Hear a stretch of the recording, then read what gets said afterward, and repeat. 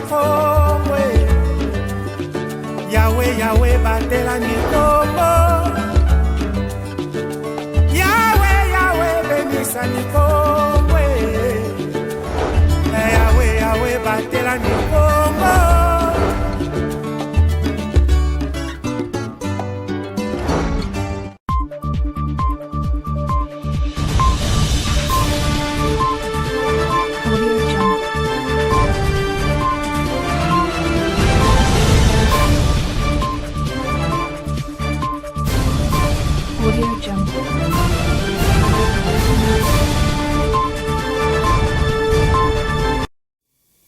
Salutations spéciales à vous, mesdames et messieurs, et bienvenue à cette édition du journal sur ma bannière télévision. Débutons cette session d'information par les projets d'appui au développement de micro, petites et moyennes entreprises procèdent depuis le samedi dernier à la remise des téléphones intelligents aux femmes entrepreneurs pour leur faciliter la vente en ligne de leurs produits.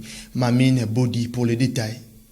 Pendant 5 jours, soit du 10 au 14 décembre, le projet d'appui au développement de micro, petites et moyennes entreprises PADEMPEMI organise des différentes activités à l'intention de 1505 femmes micro-entrepreneurs qui avaient suivi la formation à l'initiative personnelle FUP du 25 juillet au 14 octobre dernier. Le PADEMPEMI distribue en premier lieu le téléphone aux femmes bénéficiaires pouvant leur servir de se faire identifier et leur faciliter la vente en ligne de leurs produits. En second lieu, une loterie est organisée pour la sélection aléatoire des femmes qui bénéficieront de la première subvention qui interviendra du 1er au 3 mars 2023, tandis que la seconde subvention aura lieu au début du mois d'avril 2023. Ces femmes bénéficiaires, dont la plupart exercent de petits commerces, considèrent cette initiative comme une bonne opportunité en vue d'accroître dans leur activité. Le bénéficiaire se réjouit du don du PADEMPEMI.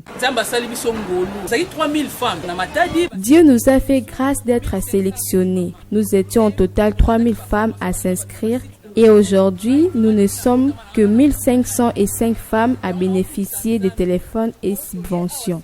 Depuis ma naissance, je n'ai jamais vu une telle chose. Aujourd'hui, je viens de recevoir mon téléphone comme promis. Merci au PADEMPEMI.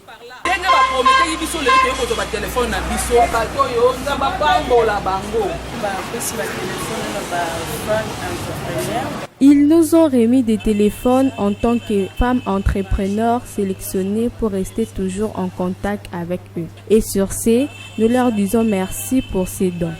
Merci.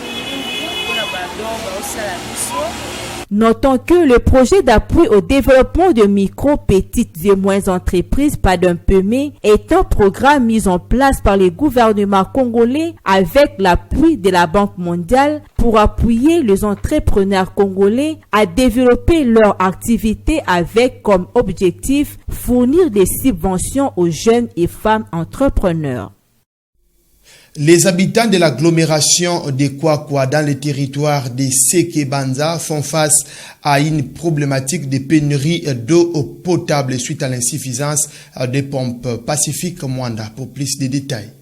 L'approvisionnement en eau potable devient un casse-tête pour les habitants de l'agglomération de Kwakwa, une cité située à plus de 40 km de la ville de Matadi, dans le territoire de Sekebanza. Les sources sont polluées, les pompes manuelles installées depuis 1988 par la coopération Zaïre-Japon deviennent de plus en plus insuffisantes pour desservir toute la population estimée au-delà des 30 000 habitants. Cette montée démographique est à la base de cette problématique de la pénurie d'eau dans cette partie de la province. Outre la difficulté de l'approvisionnement en eau potable, on note aussi la vétusté de ces ouvrages en opération depuis plus de 3 décennies. Vu le nombre accru de la population, s'approvisionner en eau est devenu un véritable parcours des combattants à la pompe, tout comme à la source. Les mamans trouvent l'eau difficilement. Alors, vous vous rendez compte, les mamans qui quittent 4 heures, laisser leur mari au lit, aller chercher de l'eau. On verrait que de 4 heures à 11 heures, à 10 heures, c'est quelque chose qui nous fait mal vraiment. Pour finir avec cette problématique de pénurie d'eau qui se pose avec acuité, le président du comité de gestion pompe manuelle et source dans les plateaux de Kwakwa, M. Kumbu Kumbu Achille, propose la voie des sorties.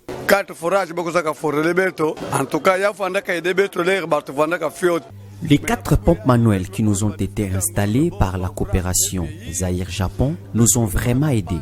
Vers 1988, la population était estimée à 8000 habitants. Actuellement, elles sont incapables de desservir toute la population, vu la montée démographique et la vétusté de ces ouvrages. La problématique de la pénurie d'eau se pose avec acuité et dans cette agglomération. Nous sollicitons l'ajout de pompes manuelles ou l'installation d'un réseau qui sera soutenu par un forage industriel avec des pompes émergées. Même distribuer Maza dans différents quartiers, peut-être l'un des populations qui n'ont pas parce que la source n'est pas de s'approvisionner, elle est trop proche, elle est vraiment impropre à la consommation. Plusieurs chefs d'État et de gouvernements des pays africains participent depuis le mardi 13 décembre 2022 au 2e sommet ISA Afrique à Washington aux États-Unis d'Amérique. Le président de la République démocratique du Congo, Félix-Antoine Tshisekedi Tshilombo, fait également partie de la délégation africaine. Roger Missamo pour ses commentaires. Le chef de l'État congolais Félix-Antoine Tshisekedi Tshilombo participe depuis ce mardi 13 décembre 2022 au 2e sommet USA-Afrique à Washington aux États-Unis d'Amérique. Ce 2e sommet de l'histoire connaît la participation d'une 50aine de dirigeants, chefs d'État et de gouvernements africains. Au menu de ce sommet, la lutte contre le réchauffement climatique, la bonne gouvernance, la sécurité alimentaire, mais aussi la lutte contre le terrorisme. À l'ouverture de ces assises, Washington a promis directement une enveloppe de 50 milliards de dollars américains pour l'Afrique les 3 prochaines années. L'annonce a été faite par le secrétaire d'État américain Anthony Blinken. Plus de 60% de la population africaine est âgée de moins de 25 ans. D'ici 2030, 2 personnes sur 5 sur cette planète seront africaines. Ces générations montantes sont à l'origine d'une croissance économique dynamique dans leur pays et bien au-delà. En 2016, il y a quelques années à peine, les startups africaines ont levé 350 millions de dollars d'investissement. L'année dernière, c'était 5 milliards de dollars d'investissement. Et c'est une courbe qui va continuer à monter, monter et monter. Pour certains observateurs, Joe Biden veut rapprocher la Maison-Blanche de l'Afrique face à l'influence de Pékin et Moscou sur les continents depuis quelques années. Pour Kinshasa, l'enjeu majeur de cette rencontre est la sécurité. Obtenir en priorité la levée des restrictions sur le marché des armes, mais aussi un soutien militaire pour résoudre efficacement et de manière durable les problèmes de rebelles dans les provinces du Nord Kivu, Ituri et du Sud Kivu.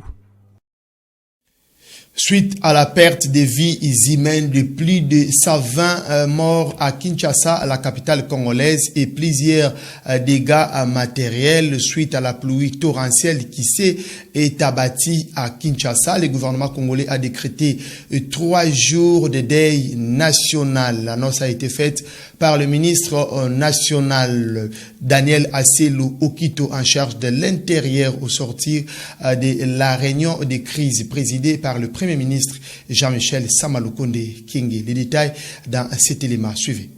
Après sa descente sur terrain pour constater les dégâts causés par la pluie qui s'est abattue à Kinshasa dans la nuit du lundi 12 au mardi 13 décembre 2022, une réunion de crise a été présidée par le Premier ministre Jean-Michel Samalukonde Kyenge avec la participation de quelques membres de son gouvernement, du gouverneur de la ville-province de Kinshasa, du commissaire provincial de la police et d'autres personnes concernées. Au cours de cette réunion, le chef du gouvernement a décrété 3 jours de deuil national sur instruction du président de la République, Félix-Antoine Tshisekedi Tshilombo. Cet incident a causé plusieurs pertes en vies humaines. Au total, plus de 120 personnes sont décédées et de graves dégâts matériels. Au sortir de cette réunion, le vice-premier ministre, ministre de l'Intérieur, Daniel Asselou Okito Wankoy, s'est exprimé sur l'objectif et les résolutions prises au cours de cette rencontre. À la suite des événements malheureux survenus ce jour, à l'occasion de cette grande pluie tombée sur Kinshasa et qui a causé des dégâts très importants, sur le plan humain, sur le plan matériel. Le Premier ministre venait de nous réunir pour faire le point sur tout ce que nous avons pu vivre. Sur instruction de son Excellence, Monsieur le Président de la République, il vient d'être décidé l'organisation d'un deuil national. Par la même occasion, le vice-premier ministre de l'Intérieur a présenté les condoléances du gouvernement aux familles endeuillées au nom du chef de l'État, Félix Antoine Tshisekedi Tshilombo. Son Excellence, Monsieur le Président de la République, a demandé au Premier ministre, qui à son tour nous a instruit de pouvoir présenter leurs condoléances les plus attristées à toutes les familles éprouvées ces jours. Arrêté le 20 octobre dernier lors de la répression des manifestations au Tchad, au total, 139 personnes ont été libérées. Cette libération a été saluée par les organismes de droits de l'homme. Suivez cet élément de nos confrères de TV5 Monde. À 24 ans, Innocent Assinga vient de passer près de 2 mois en prison. 54 jours pour être exact. Tout juste libéré, le jeune homme est encore sous le choc. Physiquement, ça va, mais moralement et psychologiquement, je suis encore abattu. Je n'ai pas encore ce sentiment de joie, même si la famille est heureuse de me revoir. Innocent fait partie des 139 détenus libérés dimanche en fin de journée. Ramené à N'Djamena après 48 heures de route depuis la prison de haute sécurité de Korotoro, où sont détenus tous ceux soupçonnés d'avoir participé à la manifestation du 20 octobre contre le pouvoir. Une manifestation réprimée dans le sang. Le jeune homme a été relaxé, mais ici, devant sa maison familiale, personne n'a vraiment le cœur à se réjouir. Son cousin, arrêté en même temps, reste en détention, condamné à 3 ans de prison ferme. Ils étaient 2 à être arrêtés à la veille de la manifestation. Et nous, on pensait que c'était un simple truc, peut-être c'était du rafle, mais finalement ça a duré jusqu'à aujourd'hui. Et on le voit, il est revenu seul. Tout ce qu'on demande, on demande qu'on les libère, que tout le monde soit libéré, qu'il regagne sa famille. Des familles qui vivent dans l'angoisse au quotidien.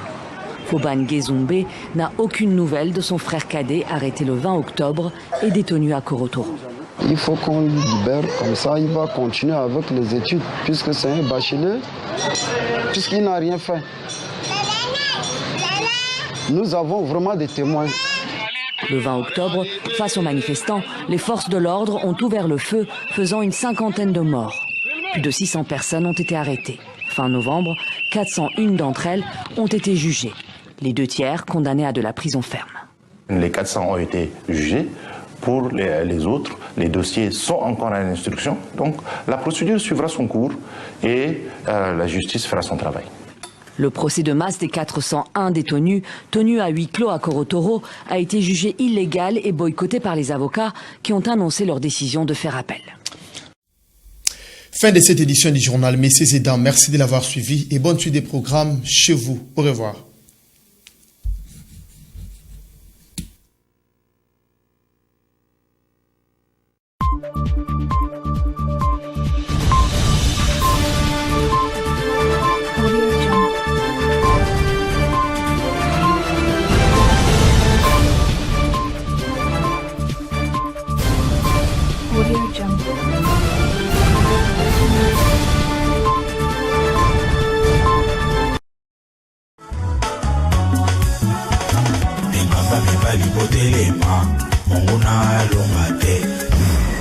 Restons tous unis et solidaires derrière nos forces de défense et de sécurité. La situation actuelle, loin de nous affecter, n'est qu'une épreuve de plus que nous allons surmonter pour raffermir davantage notre unité.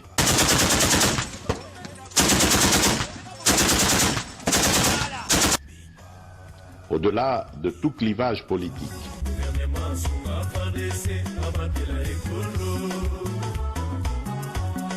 idéologique, religieux,